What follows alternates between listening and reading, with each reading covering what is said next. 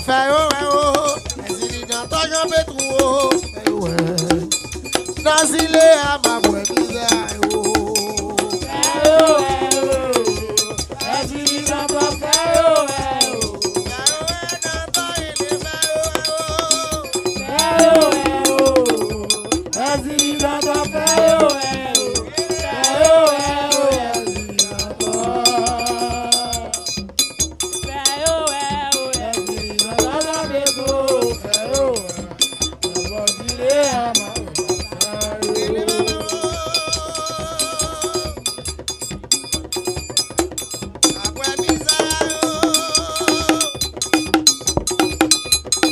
moi bizarre oh,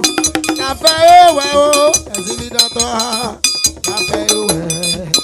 dans il est à ma bonne misère oh.